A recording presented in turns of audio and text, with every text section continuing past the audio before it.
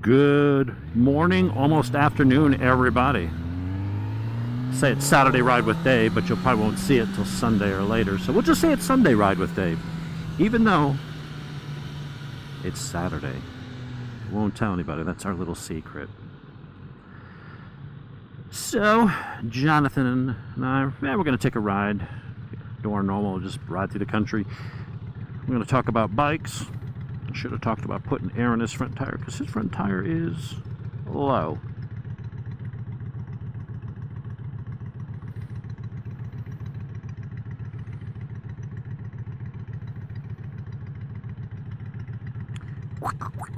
It's squishy.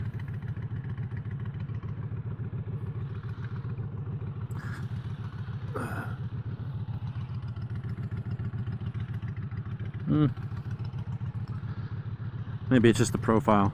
I don't know. Anyway, so his ZX6R is in the shop because driving down this road somehow developed a hole in the oil pan. Little tiny hole that was almost not even a millimeter deep, and somehow it put a hole. Like, that's how thin the oil pan was. I think it's a defective oil pan. I don't know how something could have gotten up and hitting it in between the oil pan and the catalytic converter, because something would have to go up, in, and around, and then up, and then come back out around plastic, the fairings on his Ninja, without leaving a single scratch, nick, or ding anywhere. But the dealer is repairing it under warranty. He had it for all of 48 hours, and then they've had it for 2 weeks. The part is in, but he probably won't get the bike back till next week. So they call him to tell him, hey, Thursday, hey, guess what? Your part is in. We got your oil pan from Japan. And then later that day, on the newswire, Kawasaki issues a mandatory stop sale order on all 24 and 25 ZX6Rs, KRTs, ABS, every model in North America. And if people have already bought them and they're slated for delivery, you cannot deliver it after the 4th of May or June. And there's a recall coming that everyone's going to get notices for. Although not everybody, because only whoever bought it from Kawasaki, the original owner, is going to get that. They don't know if you sold it on the Facebook market at a later date, and so those people won't be getting the notices. But apparently there's an issue on bushing or bearing number 5 or something like that. Basically there's something, I assume you know how engines work if you own a motorcycle and you're watching this. I'm sure that's, probably what drives you to my content and this particular content, not listening to my melodious voice. Sup. But basically, your camshaft, your rods connect to, which connects to your pistons and all that stuff, it spins around and makes your bike go, forward. It rides on bearings, not conventional ball bearings, but a hydraulic bearing. And so you have these little inserts, little bushings, I think they're called sleeve bearings or whatever they're. And there's a little channel, and the oil pump pumps oil into them, and because oil is a liquid cannot be compressed, it provides a cushion of oil. The bearing that the crank sits on, there's no metal on metal, there's no ball bearings, there's no anything like that. It's literally, I forgot to put my backpack on right. Oh well, it sits on a cushion of oil. Well, apparently some of those bushings are jacked up, and they're causing spun bearings, and if the butt bearing spins and there's no oil going in it, it's metal on metal, and it can cause the engine to just tear itself apart and grenade. It could throw a rod, which could blow a hole in the motor, which could put oil and stuff everywhere. Some of the motors have actually seized and locked up the rear tire. Like, it could be nothing or it could be catastrophic. And they don't know, and so they're going to be probably soon issuing a letter to everybody to tell you, look, do not ride the bike. This is a safety hazard. It's liability. until you can get your bike fixed. And that fix, Kawasaki typically does not replace motors. That means pulling the motor, complete tear down inspection, replacing with the new parts, maybe a new camshaft. They're going to have to make sure they've got all the tolerances and the right bearings for the right clearances for that case. I mean, it's a job. One bike with a good qualified tech, that's an 8, 9, 10 hour job easily for someone who really knows what they're doing, even though Kawasaki will probably estimate and pay them 13 hours. But you're looking at a complete full day's work per bike. Then you got to make sure it's running right. The bike's gonna have to be rebroken in, and you know. How many ZX6Rs has Kawasaki sold in North America? A couple thousand since 2024 or late 23 when the 24 model started coming out. It's a year and a half of sales. And so, and if you got a dealership that's got 6, 7, 8 techs, and you go, oh, okay, well, but a lot of those techs aren't qualified to do teardowns and rebuilds of motors. Or at least even if they technically did it once when they got, certified as a tech, they don't do that every day, and they're probably not that great at it. Those are guys that are good at, running diagnostics, and fucking assholes, always pulling into parking spots. They got to physically stop in the road in a 45 zone and then make a turn. Just pull in at 20. God, I hate people. That's why they always have accidents everywhere. The average driver is a shit driver. Serenity now. Anyway, how many dealerships have techs that are really qualified and have extensive experience at rebuilding sport bike motors that are going to last and hold up and not blow up when you're on the track and stuff, right? So if you got 6, 7, 8 techs at your dealership, if you're a big dealership, 1, maybe 2, if you're lucky, maybe 3 could do that. So how long is it going to take, assuming Kawasaki can get parts out to everybody in a timely manner? What if your dealership has to do 78 repairs? I mean, this could be months by the time they get to it, around all their other stuff that they have to do, oil changes and whatever other work comes in. This has the potential to have your bike down, depending on where you live and how much volume they have to get to. And if you get stuck at the end of the line, this could be 6 months. This could be a 12-month thing. We have no idea. Maybe we'll luck out and it's only 3. But it could go 6 to 12 months. So think about that. You got a bike you're paying on, or even if you paid it in cash, you're like, I can't drive this thing for half a year. I'm going to miss the entire season. Or what if it takes longer? Like, it's crazy.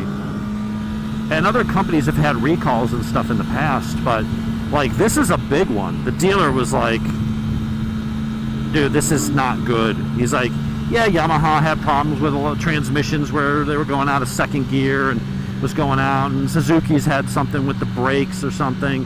He's like, but this is a bad one, potentially.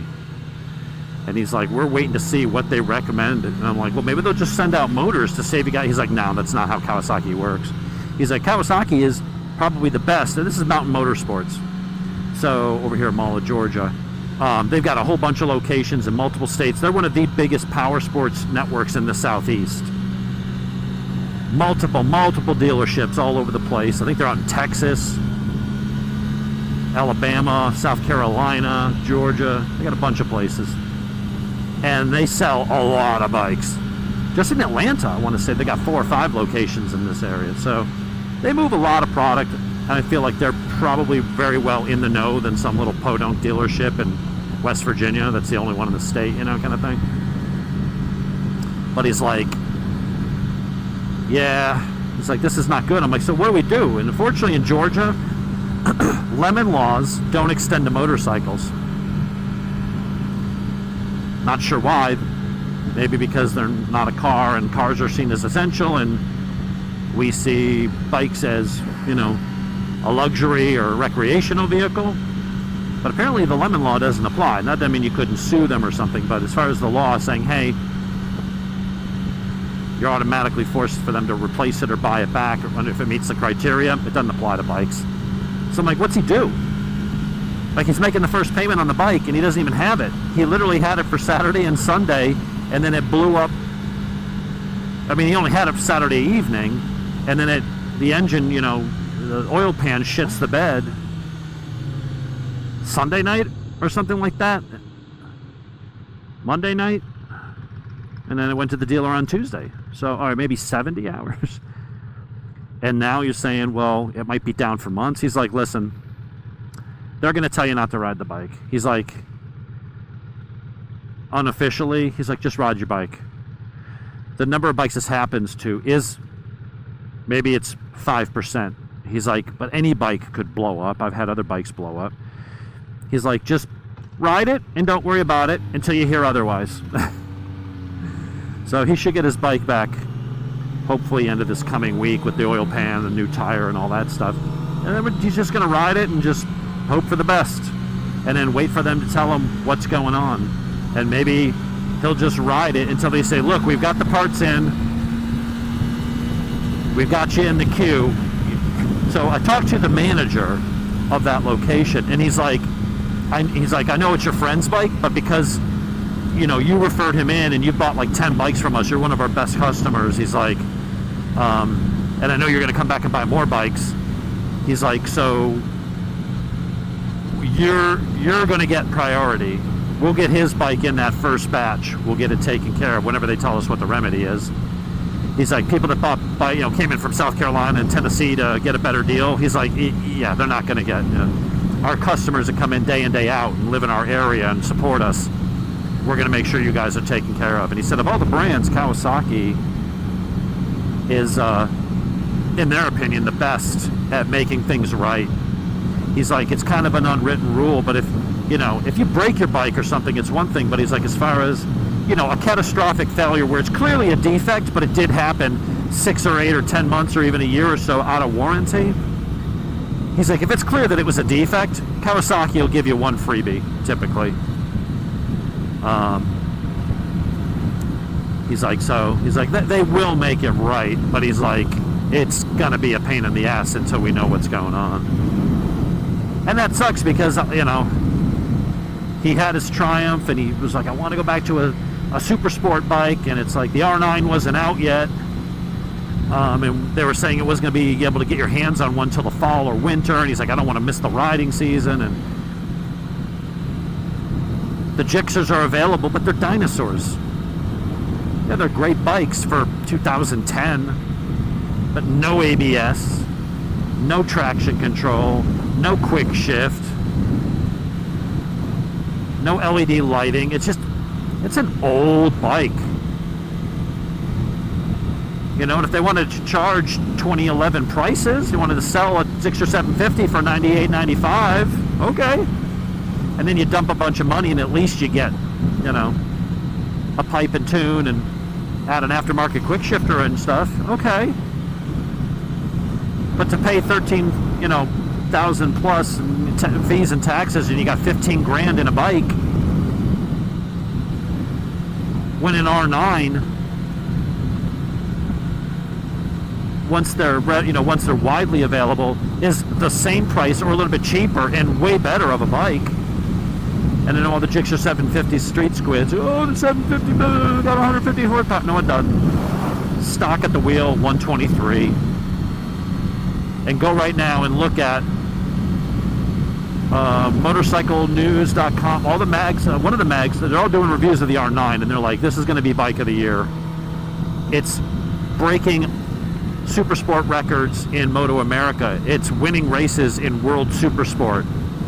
All the people that said the R9's going to suck, it's not a real R6 replacement, you're a clown. It's a better bike. Looking at a dyno chart and just looking at that peak number, and thinking that describes the experience or the overall performance of the package is retarded. When you say that, you show everybody you're just a street squid, you're not a real rider, and you don't really know what you're talking about. You've probably never done a track day. You probably have chicken strips on the side of your tires the size of actual live chickens. And you know what you're talking about. You strut around because you go to bike night and have 6,000 Instagram posts if you're trying to look cool and hip on your bike, but you can't ride for shit. I feel like someone who can really ride knows more about bikes to know that a peak horsepower figure, and ignoring all else, electronics package, balance, weight bias, lap times, electronics, brake, suspension, ergonomic package. If you ignore all those things that actually matter to focus on the peak horsepower number, which only sort of matters, you're probably not a great rider. So I don't need to listen to what you have to say. You might not like that. Doesn't mean I'm wrong. So anyway, one of the magazines took the new Ducati Panigale V2, 120 horsepower at the crank, the new R9, 114 or 16 or something horsepower at the crank. Both of those bikes were measuring around 104-ish, 105 at the wheel compared to the 123 of the Gixxer 750. They put those two bikes not against the 600. They went around, I don't know if it was, Buttonwillow or one of the racetracks out west. And guess which bike was a full second per lap slower, which doesn't sound like a lot, but when you consider that it's got a significantly more horsepower,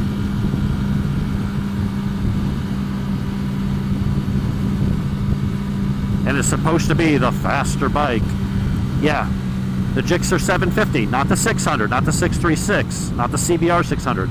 The 750 was 1 or 1.1 seconds slower per lap than the R9 and the Ducati V2, that both make 30 horsepower less. That's what they found. The 750 had a slight advantage pulling on the straights, but the R9 and the Ducati were faster everywhere else, while not being that much slower on the straights. But they made up the time in the braking zones and in the corners by being able to carry more corner speed, and overall they were faster around a racetrack. So to all you haters of the R9 and, oh my god, I can't believe Ducati did that, they did. Guess what? There are millions and millions and millions of dollars in research and engineers and racing efforts and telemetry data and test riders and all the shit that they spent years pouring into those projects.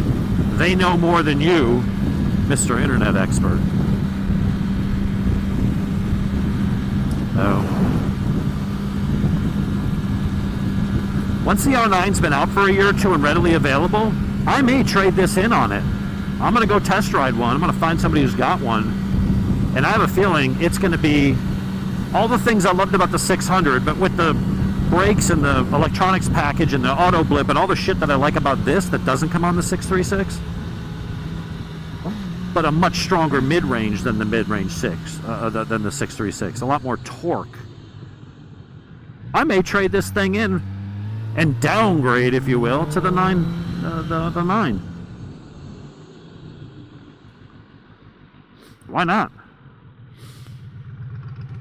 I can't use all this frickin' speed.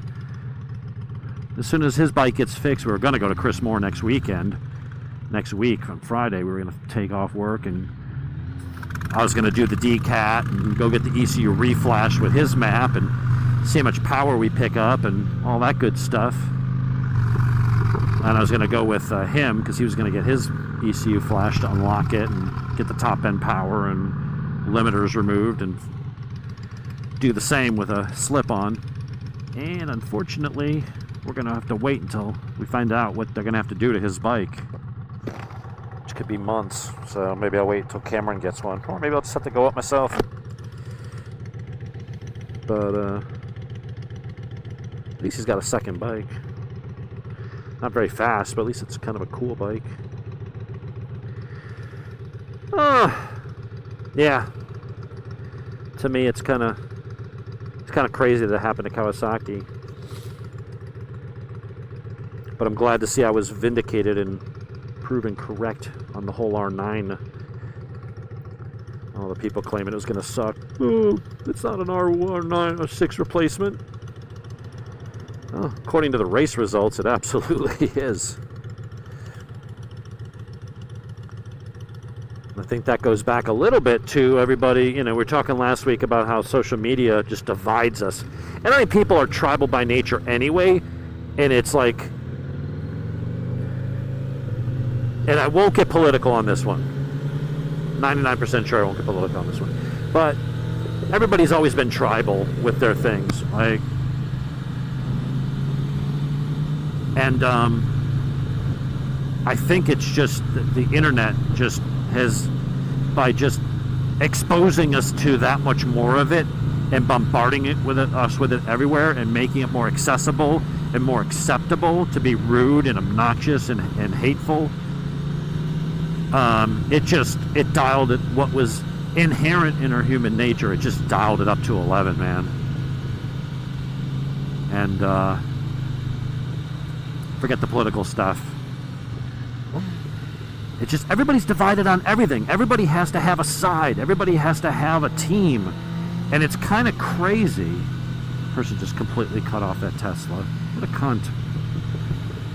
Ugh. There's just so much, you know, it was like sports teams. And it's Chevy versus Ford. It's gas versus EV. It's gas versus diesel. It's Glock versus SIG or Beretta. Are you a 45 caliber guy or are you a 9mm guy? Everybody's a something guy. I'm a this guy. I'm a that guy. I'm a Ford guy. And it's just because it's just human nature. People are pack animals. We're tribal. We pick a tribe, or we're grown into a tribe, or we're indoctrinated into a tribe. But either way, we're in a tribe, whether we want it or not. And we don't like people from other tribes. We don't trust people from other tribes. We want our tribe to be better. A lot of times it's not, just different. And so you don't have a way to articulate or quantify where yours is demonstrably better. So the easiest way to do that is to just tear the other side down. If you lower them, you don't have to raise yourself up. It's always easier to lower somebody else than to raise yourself up. And so we do that with everything. In the car community, you're not a real car guy if you think EVs are cool. And even if you're on the gas side of the equation, well, now we got to narrow it down further. Are you a manual guy? Because I'm a manual guy. Yeah, I got to feel that knob and that rod in my hand and wiggle it around, and, you know, that's driving. Go fuck yourself. It's not. It's a form of driving. It's the slower, more antiquated way of driving. But we're both driving. When I'm in an EV, when I was test riding that Tesla, I was laughing. Go watch the video. Jimmy and I were giggling hysterically the whole time. Because it was fun. Oh, it doesn't have noise and soul. Dude, excitement comes in a lot of flavors. And if you only get excitement from loud noises, as opposed to savage, brutal, relentless acceleration, keep your noise, dude. I'll take the damn snap your neck performance over vroom vroom noises any day. I haven't yet, just because I want the charging network and batteries to advance a little bit more, but man, another year or two, I'm going to be ready for an EV. Probably a Tesla Plaid or some kind of super performance model.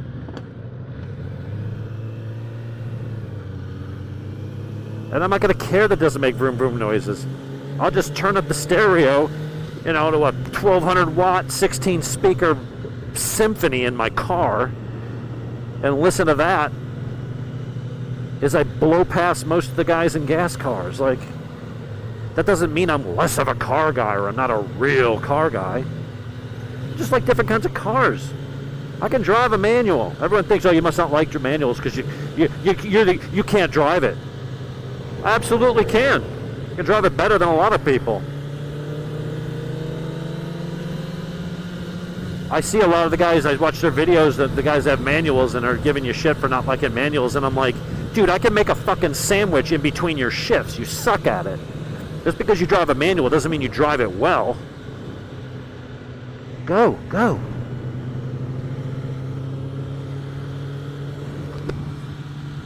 but they become these gatekeepers to the hobby, or to the what they call the lifestyle. I'm not a bike life guy. I love motorcycles, but I wouldn't say I'm part of the bike culture. I don't, rarely do I go to bike nights. I'd rather just go with Cameron and Jonathan and a couple people and grab dinner. Maybe ride our bikes, hang out, and then go for a ride afterwards. Go ride in the mountains and stop and grab lunch. Go to what we're doing today, going to grab lunch. Which I haven't eaten since dinner last night, and I had sushi, so I am fucking starving. But everybody's got to have a gatekeeper, got to be a tribe. It's not enough that, hey, we're both into cars and we both like Corvettes or we both like sports cars and going fast or whatever. Oh, as soon as they find out, oh, you have a C8? Oh, you don't have a man. Oh, that's not a real Corvette then. And they just dismiss you. Shut up. You first of all, you don't like it because you can't afford it. Second of all, why would I bought this car because of the looks, the mid-engine layout, and the absolute savage performance, the way this thing launches and just corners. It's a supercar. It's an affordable, attainable supercar that I can get serviced at any goddamn Chevy dealership in the country, so it's convenient. Yeah, but it doesn't come with a manual. I wouldn't even consider a car without a manual. Then I would submit that you're not a real car guy. It's, to say you're totally into cars, but not the kinds that don't have manuals, then you're not into cars, you're into manuals. But everybody wears it like this badge of courage, like they're some sort of elite driving strike force because, well, I have a manual, so I'm better than you. A, driving a manual does not mean you're a better driver than me. But if we have the same car and you have the manual and I have the auto, you are slower than me because my car is faster than yours. The automatic has better shifting, way better shifting, more gears, more optimally spaced. The gear ratios are chosen to keep that motor. It's the difference between having a 10-speed versus a 3-speed pedal bike. Yeah, you're shifting more with the 10-speed, but you get a much lower gear for going up hills. Because when you have a 3-speed versus a 10-speed, your 3-speed is like having gears 2, 5, and 8 or something like that. Go get on a 10-speed or take your manual car and your first gear is like my second or something like that. Like I've got lower gearing for real grunt in the mid-range and off the line, and I've got taller gearing up top for higher top speeds, better fuel economy, and it takes you at least 1 to 1.2 seconds to do a full shift by the time you get on the clutch, shift, off the clutch, and back on the power. Mine's like 70 milliseconds. 70 milliseconds is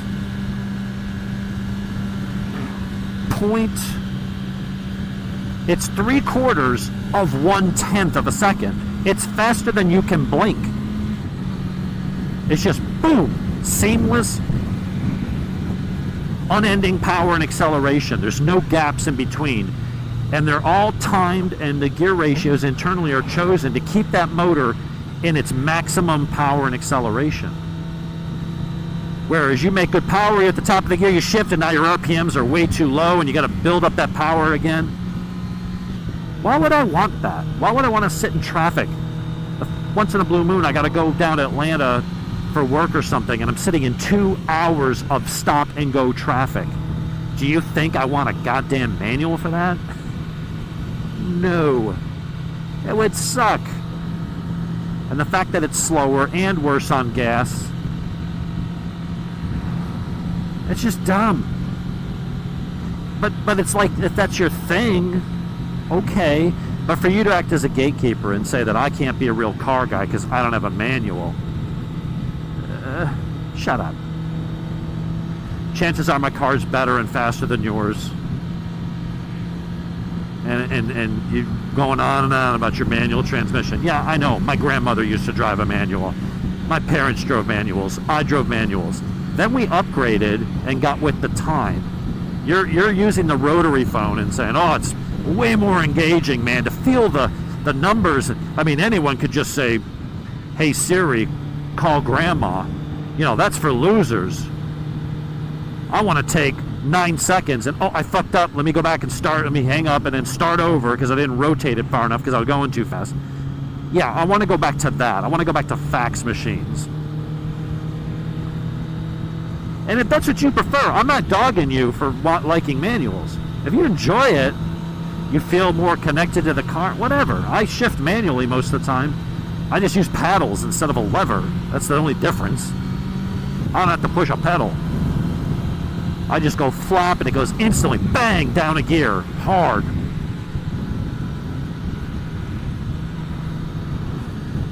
So, but people acting and doing like a gatekeeping thing, telling me that I can't be a real driver, whatever. I can't be part of car culture because I don't embrace the 1970s. Shut up. There's a copper. And it's no different than with sports or with motorcycle. I mean, think of the car thing. You're like, well, unless you got a manual. Why stop at manuals? Why not extend it to carburetors? Anybody can plug in a laptop and tune it, but having to pull apart carbs and change jets and adjust your float valves and your needle valves and shimming those up and okay, yeah, you're right, that's more difficult. Is it going to give you better results than a proper dyno tune with a laptop? No. So other than that, because why not? If you're going to go with manuals, that's the gatekeeper to be a real car guy. Why stop at ancient technology of like manuals? Why not? What about drum brakes? What about carburetors? Oh, anybody that's got ABS in their car, man, that's just, you're not a real car guy. You got to have control. I want to control the braking with my foot because that's the real talent skill. All right, whatever. And then when it rains and you go, oh shit, and you hit the brakes and you slam into somebody, as opposed to the ABS probably would have stopped you. Just because you're in control doesn't mean you have control. I've used this analogy before. If I'm on an airplane and the pilot has a heart attack, I could give my mom control of the plane. Here, sit here, Mom. Here's the pedals and the flight stick and the yoke and all, whatever, all that. She has control of the plane. Is she really in control and going to land us safely? No, she's going to drive us right into the side of a mountain, like most people that have never flown a plane. So, having control and being in control, two different things. Just because you have a manual doesn't mean you're better at controlling your car. It certainly doesn't make you faster. You're almost certainly slower. It's like being a vegan. You just like telling people that you're a manual guy because you think somehow it elevates you. When your buddy and you're like, hey, I just got a new car. What'd you get? Oh, I got the Mustang with the 10-speed. Oh, man, you should have got the manual. Why? Well, because I got the manual and it's better. It's that tribal thing. It's, I have emotion or money or time or some part of my ego, something invested in this, in A. And so in order to feel good about that and justify it and have it inflate my ego and make me feel good about my decision, I have to be able to rationalize or validate or some way that it's better than what you have. Well, there's no way to show the manual being better. It's not going to be faster around a racetrack. It's not going to be faster in a drag strip. It's not going to be more convenient in traffic. There's nothing really objective, quantifiably, that you can look to and say that's why the manual is superior overall to the automatic. Modern automatic, not an 1986 Plymouth. There is nothing. So you come up with these mental gymnastics and dumb arguments. And, oh, well, it's like, none of that holds any water. All you're telling me is a preference. That's not saying red is the best color. Well, okay, you like red. I don't care. I like red too. And maybe I want blue. No. If you get a Corvette, man, it's got to be red. It's got to have round headlights or it's not a Corvette. Shut up. It's whatever they want it to be. It's whatever I want it to be. If you don't like it, don't buy it. That people just get so hung up mostly on the things that don't matter, and then they ignore the things that do matter, like the motorcycle and the peak horsepower. But the peak power, yeah, the R6 has slightly more peak power, and it's slower. The Gixxer 750 has a moderate amount of extra power. Guess what? It's slower. Well, not in a straight line on the interstate. Okay. They didn't make a bike to just go fast on the interstate. They made it to win races and trophies and world titles. That's what mattered. Handling. This bike is faster than the 600. Up in the mountains, is it faster? Not at all. You can say, well, that's because I'm holding it back because I'm only a moderate rider. Okay, I don't care. Put Rossi on this bike versus a ZX6R up in the mountains. He will not be faster on this bike. In fact, he might be faster on the smaller, slower bike because it's going to give him less trouble, less electronic intrusion or spinning up of the tire. It's lighter. He can brake a little later, get on the gas a little harder without it spinning up and shaking its head or high-siding him into the weeds. Sometimes less is more. Porsche 911s, for ages, made less horsepower than the Mustangs and Corvettes, and yet the Porsche would run circles around them in the mountains or on a twisty road, and off the line 0 to 60, they would typically beat them. Why? Because they were lighter, less weight, less inertia to accelerate, and having what weight it has sitting over the back end gives it better tires. It hooks up, a better grip. It hooks up better. It has better traction. You can add boost and tons of horsepower to a Mustang, but if all it does is spin your tires, you're not going to go faster.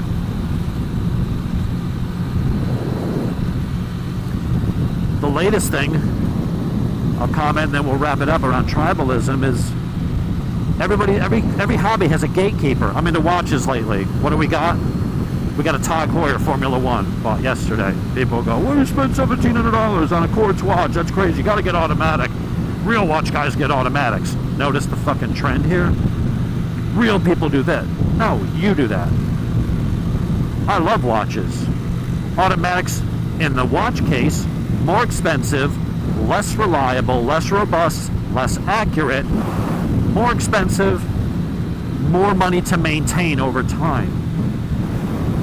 The watch, the crystal sapphire, the sapphire crystal, the case, everything's the same.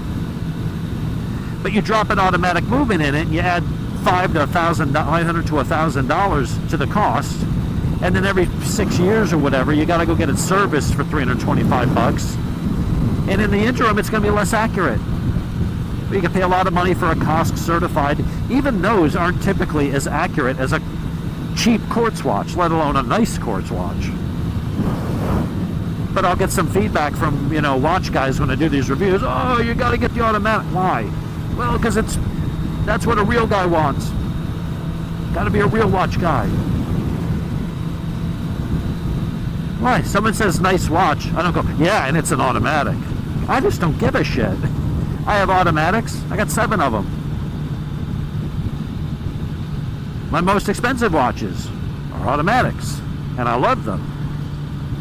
But that's because I love the watch. I don't give a fuck about the movement. As long as the movement works and is reliable and is accurate, there's no benefit to having an automatic watch other than being able to tell everybody that you have an automatic watch. That's the benefit. Same thing with the manual. Same thing with being a vegan or whatever. The primary benefit in today's world isn't the acquisition or ownership of those things. It's making sure that other people know that so that you have some status, because you probably don't have a lot on your own as far as accomplishments as a person. None of us do, really. None of us is Musk or Madame Curie or, solving world hunger or anything. We're just schmucks going to work every day and living our meager lives. So we try to get status from the things that we buy, or the team that we support, or the car brand that we support, or whatever. And so it's Apple versus Android. It's everything. Everything is based on status. How do I improve my status?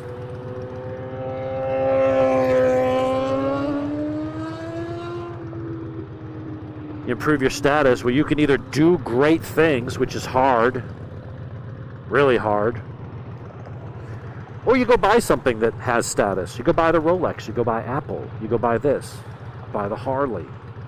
And then people will look at you and go, ooh, he's got a Harley. Ooh, he's got a Rolex. He must be important. He must be rich. He must be successful. And you purchase status. Meanwhile, you could be a schmuck living in a really shitty apartment, and what money you do have, you just spent on a Rolex. Doesn't mean you're successful. Doesn't mean you're well-to-do, but we want people to think that. So we buy things and we try to get this street cred from our things. And then something else comes along that's cool and that threatens the status of our stuff. And because our ego is tied to it, and our status is tied to whatever the status of the product by proxy, we have to defend it even violently, because it's not just saying, oh, your brand sucks, or your team sucks, or Harley sucks. They're telling you that you suck because you bought the Harley and you bought that, or you follow that team, you wear their jersey. When you say the team sucks, they're telling you that you suck. That ego works both ways, the puffing up and the status, but also an insult or slight or critique of that brand and the associated status. That extends to you too. They're now criticizing you. And you're going to react strongly. Your ego is a very strong motivator and causes very strong reactions.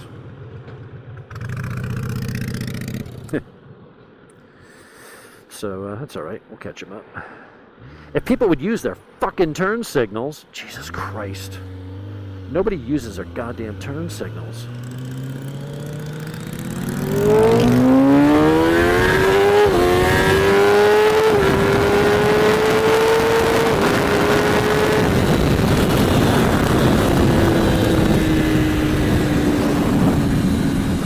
Yeah, Johnny's back about a mile. I don't know how fast I was going. I guess I'll have to look at the video. Anyway,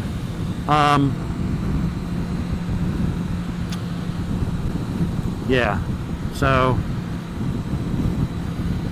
what was I saying? I was going to wrap it up here.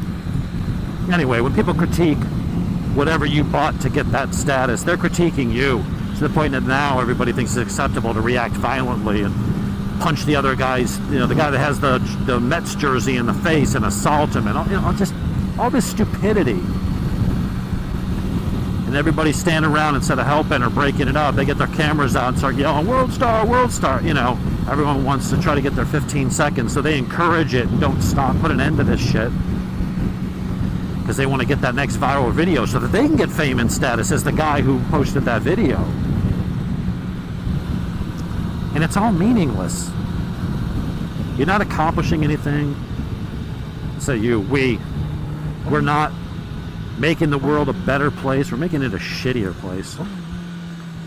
It's fun to have your hobbies and have your team and get caught up all in it and stuff like that, but we just have this habit of taking it way too goddamn far, and it ruins it. It ruins a lot of things in society. So I hate gatekeepers. Now, I will use the expression real riders at times. Or actually, I try to delineate between riders and bikers. You can say, well, you're not a real rider. No, you're a biker. There's two categories. If you're a biker, you're a fucking street squid. You're probably a shit rider. You think you know everything. You're the guy with flip-flops and no gear with the ragged out 600 that you tell everybody does 182 miles an hour when you know it doesn't and you're a liar. Or you're too stupid to know how speedo error and sprockets work. Or you're just the Harley guy that doesn't actually ride, spends more time polishing the bike so it looks good parked in front of Starbucks. Like, those are bikers, and that's your thing, that's fine. You're not a rider. We're all real bike owners by virtue of us having a bike. I won't say, well, you're not a real, this or that. But, I mean, a rider doesn't care about the group rides. They might ride track. They're fine riding by themselves. They actually take time to develop the skill. And it's all about the ride. The bikers are the sport bike guys on Instagram. And all it is them trying to look pensive and insightful and dramatic as they stand there looking in the distance with the city skyscraper behind it. It's like, dude, go ride your goddamn bike in something other than a straight line. And most of them don't. They're posers. They do it for attention, and that's why everything is tagged bike life, this and that, because they're the biker guy. And that's fine. You are a biker. You're in the culture. I'm not. I just like riding bikes. I like riding with a small group of friends. I like doing occasional track days. I like to go play in the mountains. I like to do some short trips. I don't go to bike meets. I don't go on big group rides. I don't like going to even the Cycle Gear bike night. It's all fucking street squids. And I'm sure there's some nice people there, but it's like, that's just not my crowd. I'm not into the culture. Everyone's strutting around and, oh, I got this, I got that. And they're like, aren't you the guy that was holding up an old lady in a Prius up in the mountains last weekend? Like, yeah, your bike is fast. Too bad you don't know how to ride it fast. I'd rather just go do my thing and be left alone. I don't want to be part of bike life. I don't identify myself. This is just a hobby. It's something I do. And at some point I'll get bored of it or get too old and I'll stop doing it. Maybe I'll go back to get into forging or making blades or something to keep my mind active and give myself a hobby.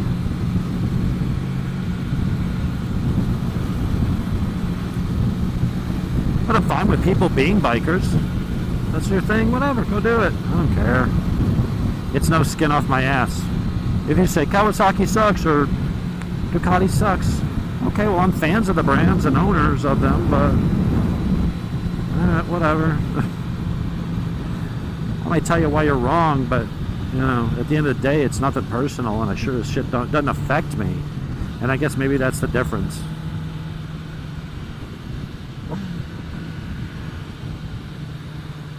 My worth is what it is. Me as a person, I am like Popeye. I am what I am. And what I buy and what label I have and all that stuff, it's just immaterial. It doesn't matter. It's all fake. It only means something because other people decided, oh, yeah, that means something. But does it? I don't know. Anyway, that's the update on the ZX6R saga. And all of you that said the R9 and Ducati V2 was going to suck, yeah, you're wrong. And how it all ties up into our last week's discussion of tribalism and everybody being divided. We do it to ourselves, and then we allow the media to make it worse. We take that negative aspect of human nature and we allow the media and social media to just freaking turbocharge it. And it makes us less civil, it makes us less inviting, less inclusive, not in the DEI sense, but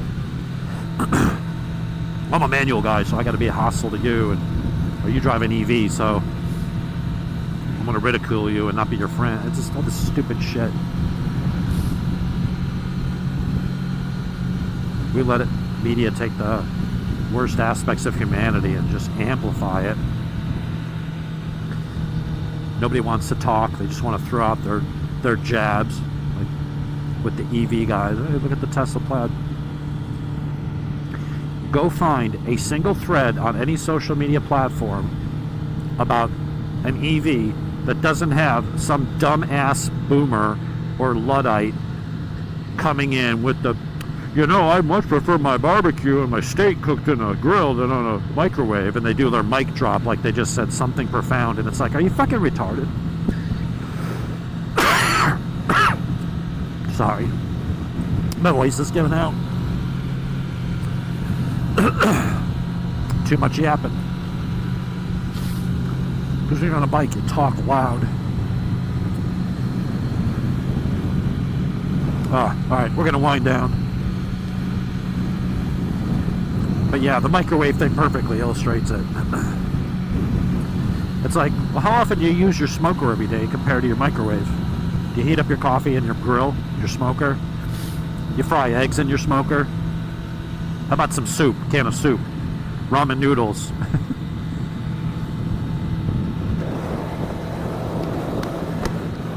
All the idiots out there thinking that they scored points for using the microwave. And then you invariably, meanwhile, they've been saying this for 4 years.